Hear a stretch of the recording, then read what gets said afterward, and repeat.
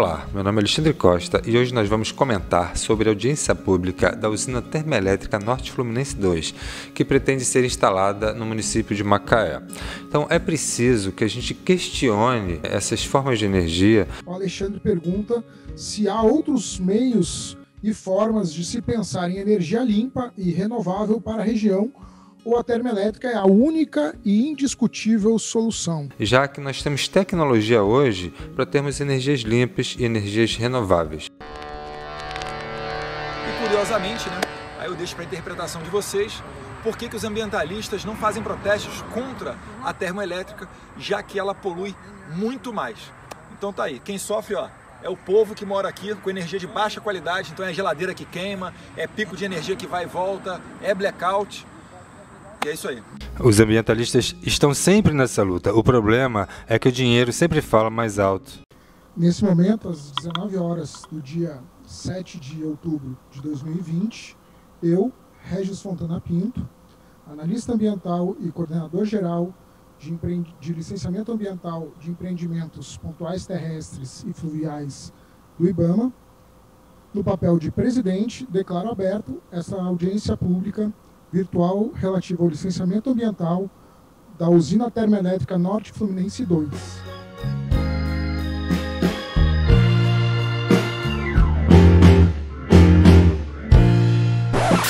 Então, começando a primeira pergunta que a gente tem aqui, do Alexandre Costa. O Alexandre pergunta se há outros meios e formas de se pensar em energia limpa e renovável para a região, ou a termoelétrica é a única e indiscutível solução. A pergunta é endereçada ao empreendedor EDF. Eu vou passar a palavra, então, para que se responda o Alexandre, por favor. Bom, boa noite, Alexandre. A gente não tem uma informação precisa sobre o potencial de geração eólica e fotovoltaica ali na região de Macaé. A gente sabe que hoje no país isso acaba sendo direcionado muito para a região Nordeste, que talvez tenha esse potencial mais favorável. Ali na região de Macaé, pela proximidade dos campos offshore, de disponibilidade do gás e do petróleo, a gente sabe que essa é a principal frente de desenvolvimento para a produção de energia em Macaé. Eu pediria, talvez, se vocês pudessem abordar um pouco de como funciona o leilão de geração, para não só o Alexandre, mas para o público em geral entender um pouquinho melhor como funciona, até para saber por que nós temos leilão de térmica, por que tem leilão de outros tipos de geração. Poderia ser? Boa noite, Regis, boa noite, Eduardo, boa noite a todo o público que nos acompanha. É uma ótima pergunta e eu vejo que já tem algumas... É importante reconhecer que hoje nosso projeto está sendo preparado para participar de um leilão. Se tinha previsão de um leilão para esse ano, mas devido à situação, esses leilões tiveram que ser postergados. Hoje ainda não temos uma previsão de quando será o leilão para energia nova o próximo ano. E uma coisa que enxergamos é que se precisa de um leilão. O que o Jaime nos apresentou, se precisa de um crescimento da matriz de geração elétrica no Brasil e a EPE, com seus estudos, define... E a alegação dos apagões foi por causa do baixo índice pluviométrico, que as reservas de água baixaram, então não tinha como gerar energia. Se descobriu depois que era uma grande mentira. Na verdade, com a privatização, não se investiu, parou de se investir em cabos de transmissão. Então, Itaipu gerava energia para iluminar o país inteiro, e ainda com excedente, vender para os países vizinhos, ainda sobrava energia, porém, não tínhamos fios, cabos, para trazer energia de Itaipu para o Sudeste, para o Nordeste, para o Centro-Oeste e para o resto do país. Define a necessidade de uma matriz mista, então geração solar, geração eólica, geração térmica para suprir a intermitência, e todos estes projetos competem no leilão em procura de espaço para suprir a demanda. Então, você tem o leilão de energias renováveis, você tem o leilão de energias térmicas, e ainda estamos aguardando, por parte do Ministério de Minas e Energia, uma definição de quando exatamente estes leilões vão acontecer próximo ano. Ok, muito obrigado. Eu vou passar a palavra para o Eduardo, meu secretário aqui, para ele dar uma complementada na resposta. Eu acho importante para o público entender como é que funciona o fornecimento de energia no país e como é que isso é pensado a longo prazo. Oi, boa noite novamente. Na verdade, eu queria falar era sobre a disponibilidade de geração de outras fontes, né, de energia na região. Você tem a divisão, né, que licencia termoelétricas, a gente licencia também, como eu disse no começo, eólicas que não ficam apenas na questão da eólica onshore, né, e também nas eólicas offshore, que nós não temos ainda aqui, mas está havendo todo um planejamento por parte do IBAMA e de outros órgãos governamentais, né, de se fazer as estradas, né, traçar os caminhos que vão ser seguidos para que a gente tenha essa realidade no futuro próximo aqui. E a empresa de pesquisa energética, a EPE, ela fez um roadmap de eólicas offshore em que ela avaliou a potencialidade de geração da eólica offshore na costa brasileira, né, em toda a costa brasileira. E você tem isso disponível na internet, né, dá uma buscada que eu não lembro agora quais eram os números exatos de potencial de geração que você tem ali, mas se você pesquisar pelo Roadmap Eólicas Offshore EPE, você consegue verificar lá essa publicação que tem disponibilizado a potencialidade de geração na costa do Rio de Janeiro. Hoje, no IBAMA, nós temos 2 projetos. Aliás, nós temos tem um projeto aberto já em início de licenciamento ambiental de uma eólica offshore na costa do Rio de Janeiro, logo próximo ao Espírito Santo. Tem os contatos do IBAMA, caso seja necessário um questionamento específico sobre isso, né? Estamos abertos a receber e responderemos prontamente. Tá? Regis. Obrigado, Eduardo, mas eu ainda vou fazer uma pequena inserção para responder o Alexandre.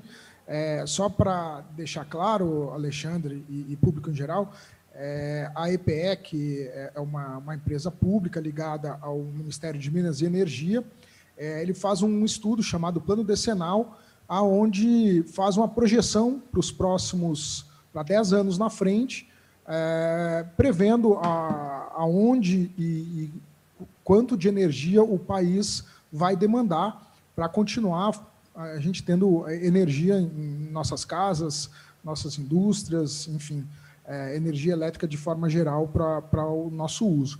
E pensando nisso, são feitos leilões, e cada leilão para um tipo de energia diferente. Por mais que nós queiramos que tenhamos energia vinda de geração ditas mais limpas, como energia eólica ou energia solar, é importante termos em mente que essas energias são energias intermitentes. Isso vem a ser, ao longo do dia, elas não mantêm a sua geração de uma forma contínua. A gente tem altos e baixos no fornecimento de energia. A energia solar e eólica não armazena energia? Para manter a energia de forma estável para a nossa utilização, a gente tem a energia que a gente chama de energia de base, que costuma vir de usinas hidrelétricas e usinas térmicas.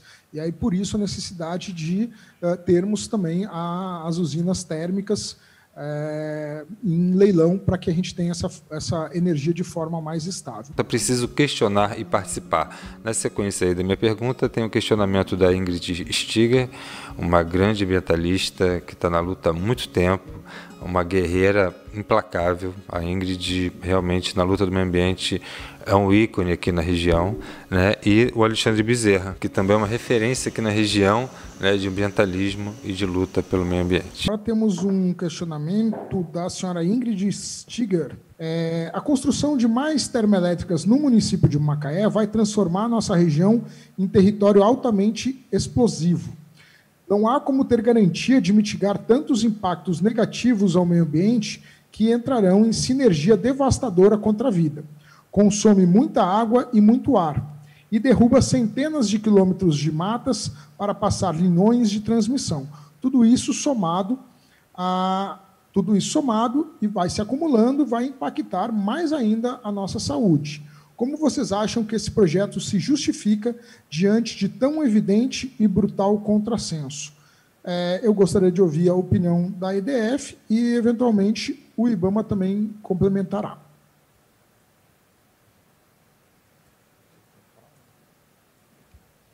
Bom, a gente está discutindo aqui o licenciamento da usina termoelétrica Norte Fluminense 2.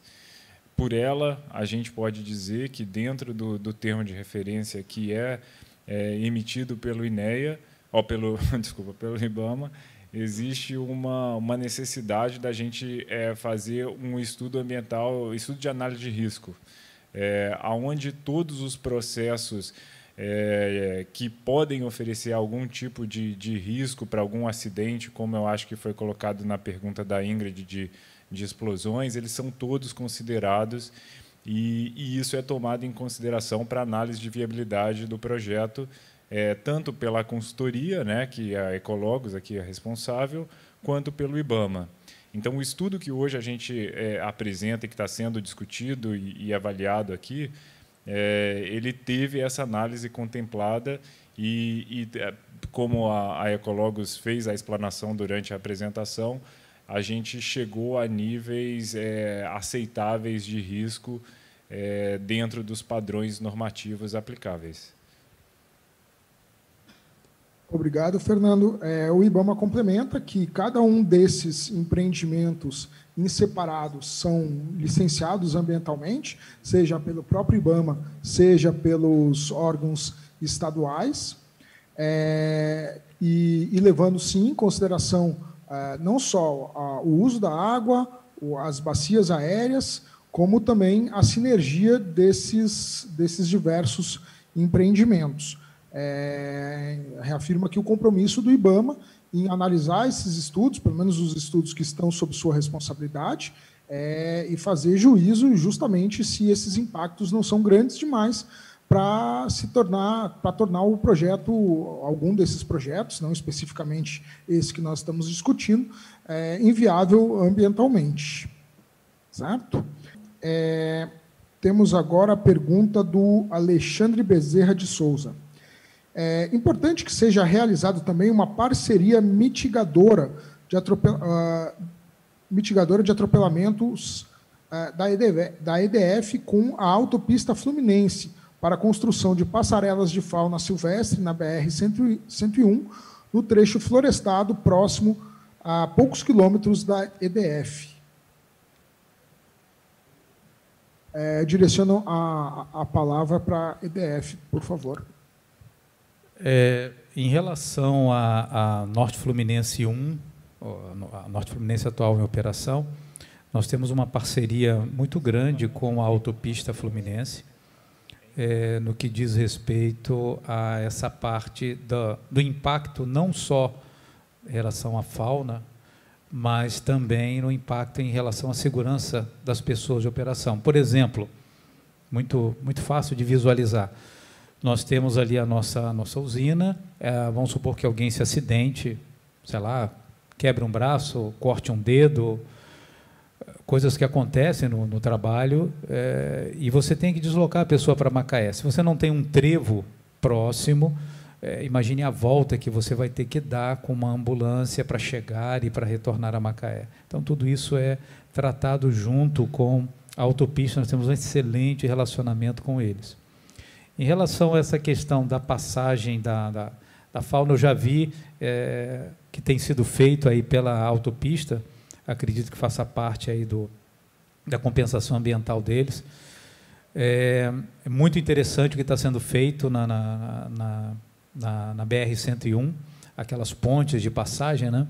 Ficou, além de bonito, ficou bastante interessante. E isso aí acho que vai entrar como uma compensação particular, né? Mas o Fernando pode responder melhor aí para complementar isso daí. Complementando, a Ecologos fez a análise de impacto sobre a estrutura viária e, basicamente, isso ficou mais significante na região da RJ 168, né? A gente tem conhecimento, talvez o Edson depois pode complementar aqui, a gente tem conhecimento que na ponte que passa sobre o rio Macaé, tem uma travessia de fauna, que é bem próxima ali da usina, tem uma travessia de fauna prevista no processo de duplicação daquele trecho ali mais próximo. Então, esse planejamento ele vem sendo feito pela autopista no âmbito do processo de duplicação da BR-101. Não sei se queria fazer...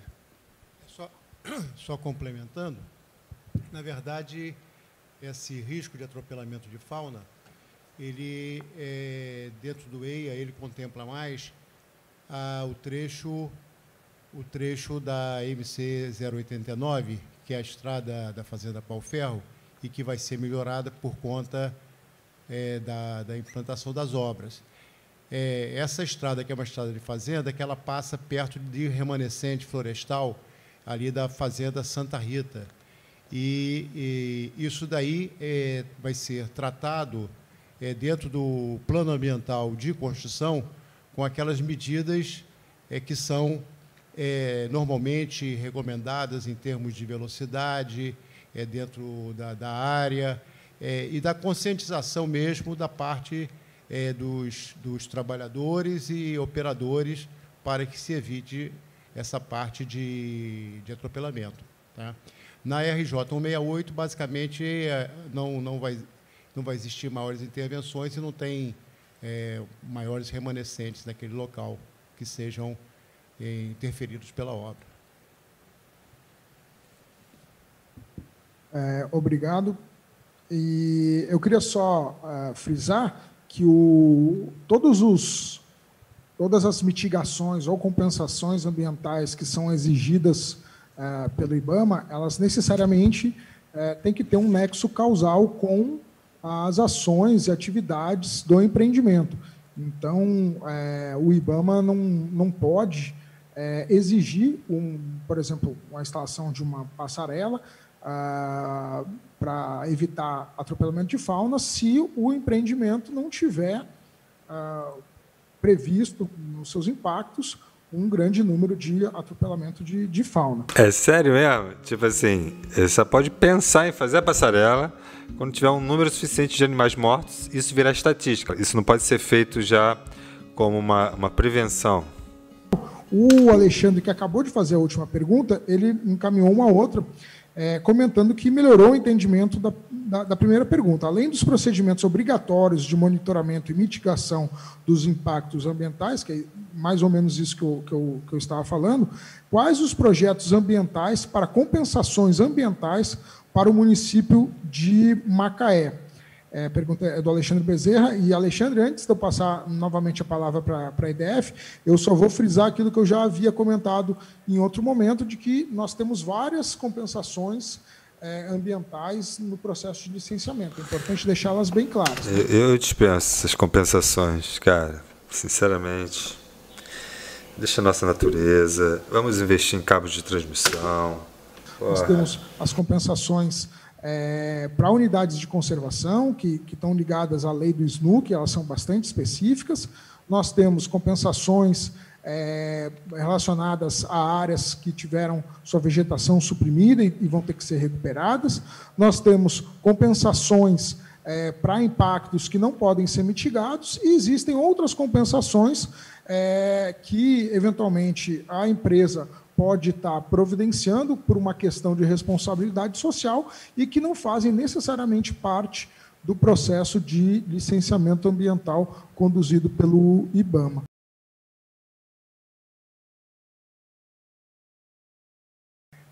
Passo a palavra para o problema EDF, é o IBAMA melindrado, né? As pessoas não podem fazer o trabalho que são demitidas, né? Bom, eu posso complementar aqui a resposta. É que, dentro da parte de compensações, o estudo ele procura identificar unidades de conservação que sejam relevantes para recebimento da compensação, que, logicamente, cabe ao IBAMA definir para onde que vai essa compensação. Dentro do estudo foi indicado, existe na região de Macaé,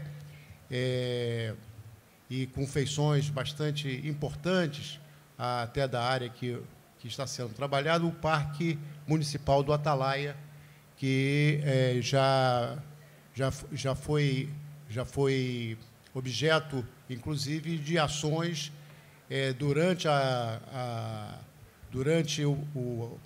construção da UTE Norte Fluminense, hoje existente, que aplicou grande parte de recursos para esse parque, inclusive com centro de visitação, centro de estudos e várias coisas. E nós indicamos no estudo a possibilidade de haver uma parte de compensações para esse parque, que ele está ainda em projeto, vamos dizer, de desenvolvimento dessa unidade de conservação. Então, essa é uma possibilidade que está sendo contemplada como compensação.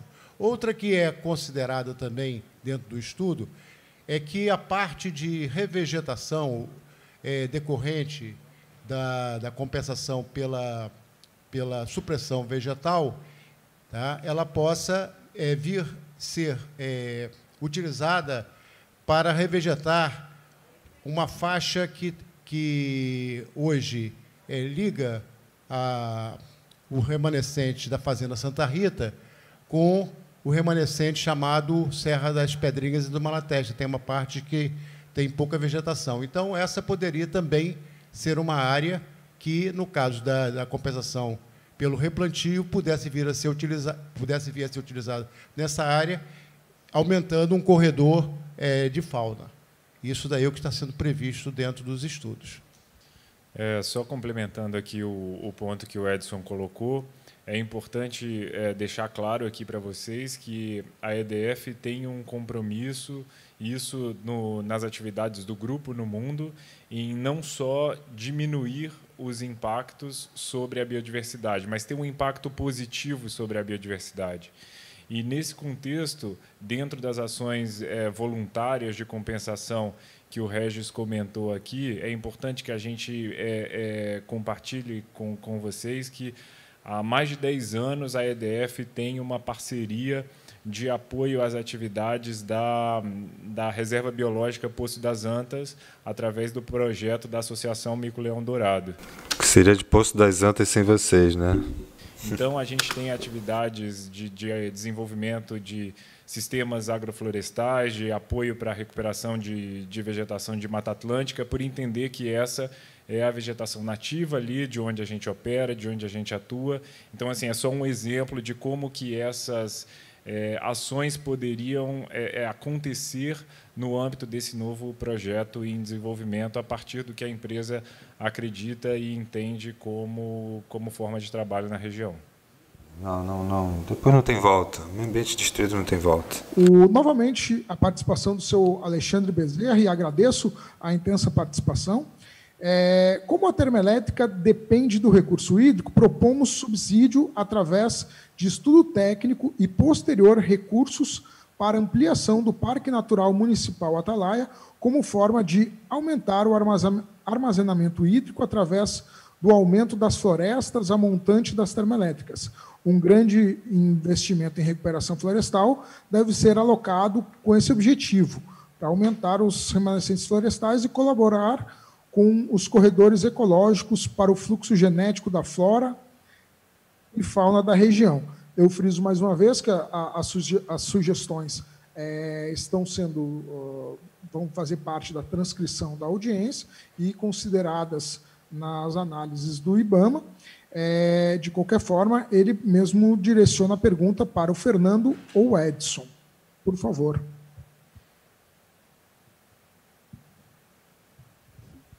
Bom, eu acho que essa questão do Atalaia já foi discutida, apresentada aqui pelo Edson anteriormente. A própria recomendação da consultoria ela foi nesse sentido, né, de destinar o recurso para essa unidade.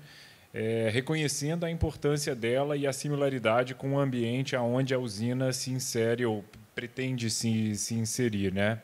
Sobre a questão da relação disso com a água, eu acho que é importante frisar aqui que a EDF tem participação no Comitê de Bacia do Macaé e Ostras, né? Então, que toda essa discussão, para além de investir um recurso, mas também na disponibilidade dos profissionais da nossa equipe para participar das discussões, contribuir coletivamente com nessa plataforma que trabalha para o recurso hídrico, né? Então, assim, é importante marcar esse compromisso e a participação da empresa nisso. Obrigado, Edson. Obrigado, Fernando. Eu registro que essas sugestões todas elas serão consignadas na transcrição da audiência pública e vão fazer parte do processo de licenciamento ambiental e, quando da análise dessas compensações, serão apreciadas com certeza. Quem quiser reivindicar alguma coisa para anexar o processo de licenciamento ambiental, temos até o dia 28, e não deixe de participar, seja na sua cidade, seja em qualquer lugar, sobre o futuro dos nossos municípios, né, e o bem-estar de todos, e principalmente das futuras gerações. Eu acho que a gente tem condições e tecnologia já para dispor de energias limpas, renováveis, sem que a gente destrua o meio ambiente de uma forma irredutível. Tá bom? Então curtem, compartilhem, quem puder se inscreva, né? Porque aí o YouTube entende que esse vídeo merece ou precisa ser dimensionado. Tá bom? Obrigado aí pela atenção de todos até agora. Né, amiguinhos? E é isso.